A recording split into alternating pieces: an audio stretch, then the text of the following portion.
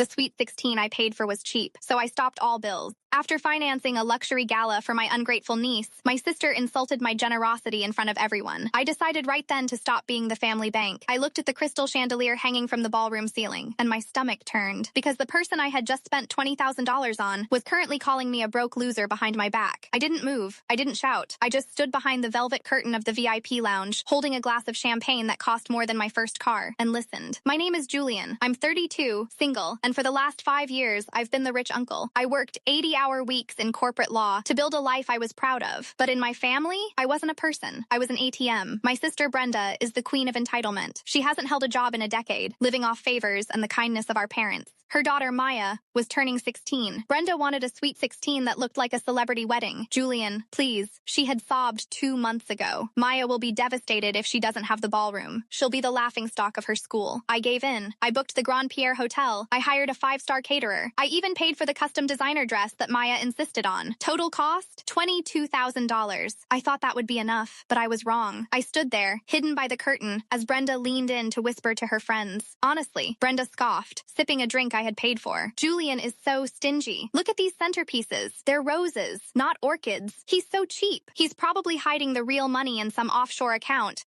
while his own niece has to suffer with a mid-tier DJ. One of her friends laughed. At least he paid for the open bar. Brenda. Barely, Brenda snapped. He complained about the premium vodka upgrade. He's such a killjoy. He doesn't realize that family means giving until it hurts. To him, this is just pocket change. I felt a coldness settle in my chest. Not the kind of cold that makes you shiver, the kind that makes you go still. I looked out at the dance floor. There was Maya, spinning in her $4,000 dress, complaining to her friends that the lighting wasn't Instagrammable enough. I walked out from behind the curtain. Brenda saw me. Her face didn't even go pale. She just smiled that fake, sugary smile she uses when she wants a wire transfer. Julian, there you are. Sweetie, the shrimp cocktails are running a bit low. Can you go talk to the manager and tell him to double the order and maybe add a caviar station? Maya just mentioned it. I looked at her. Really looked at her. No, I said. Brenda blinked. Excuse me? The answer is no, Brenda, I said, my voice calm. And by the way, you're right. She tilted her head. About what? I am cheap, I smiled. And starting right now, I'm going to be the cheapest man you've ever met. I turned around and walked straight to the hotel manager's office. Cancel the after party, I told him, and the brunch tomorrow morning. Close the bar in 10 minutes. Send the final bill to my email. I walked out of the hotel before the screaming started. I thought that was the end, but it wasn't, because what I did next changed their entire lives. You see, I didn't just pay for the party. For the last 3 years, I had been the silent engine keeping Brenda's life running. I paid her mortgage. I paid for Maya's private school tuition. I paid the lease on Brenda's SUV. I even paid for their health insurance. I did it because I loved them, because I thought family took care of each other. But as I sat in my quiet apartment that night, watching the frantic missing calls from Brenda light up my phone, I realized I wasn't taking care of them. I was subsidizing their disrespect. I opened my banking app. Delete recurring payment mortgage. Delete recurring payment electric. Delete recurring payment water. Cancel lease agreement. I didn't stop there. I called the school. I will not be renewing the tuition contract for the next semester, I told the registrar. By 8 a.m. the next morning, I was officially broke in their eyes.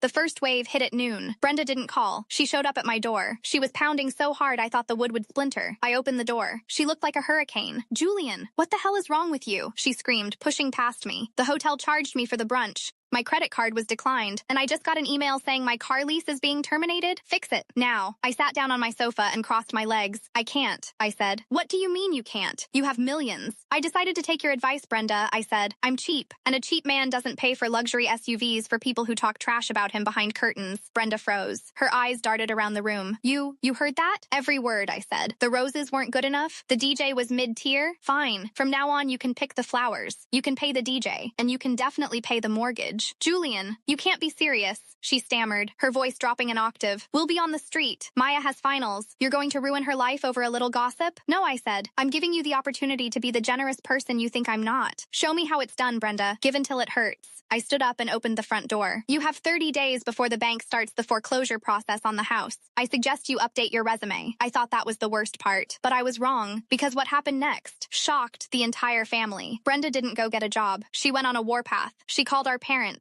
She called our aunt.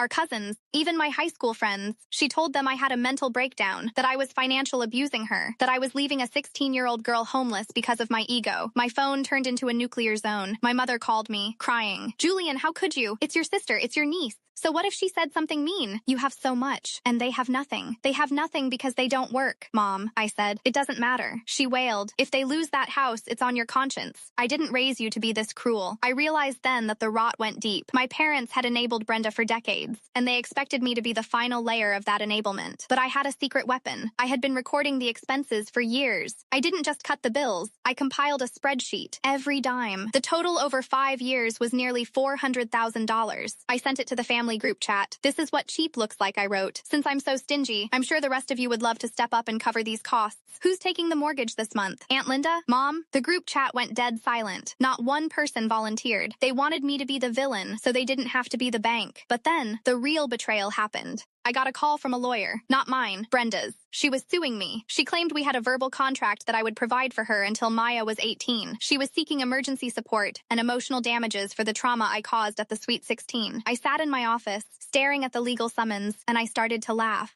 She wanted a fight? I'm a lawyer. I live for the fight. I thought the court case would be the end, but I was wrong. The day of the hearing, Brenda showed up in a designer outfit, probably bought with the last of the emergency funds I'd accidentally left in her account. She looked smug. She thought a judge would see a struggling mother and a cold, rich brother inside with her. My lawyer stood up. Your Honor, he said, we would like to submit into evidence the text messages from the night of the party, specifically the ones where the plaintiff discusses her plan to bleed Julian dry before moving to Florida with her new boyfriend. Brenda's face turned gray. What? She hissed. I had hacked nothing. I had simply checked the family iPad, the one I paid the data plan for. Everything synced to the cloud. Her conversations with her boyfriend about how they were going to use the mortgage money I gave her to fund their new start, while she let the house go into foreclosure anyway. She wasn't even planning on staying in the house. She was pocketing the cash and let the bank take it. The judge looked at the evidence for 5 minutes. He looked at Brenda. Then, he looked at me. Case dismissed. He snapped. And Mrs. Brenda, if I see you in this courtroom again trying to weaponize family ties for fraud, I will hold you in contempt. Brenda collapsed into her chair. I walked out of that courtroom and didn't look back. It's been 6 months now. Brenda is living in a 2-bedroom apartment. She's working as a receptionist. Maya is in public school. Do they hate me? Yes. Do they call me cheap still? Probably. But for the first time in 5 years, my phone is quiet. My bank account is growing. And when I look in the mirror, I don't see an ATM. I see a man who finally knows his worth. And that worth? It's way more than $20,000.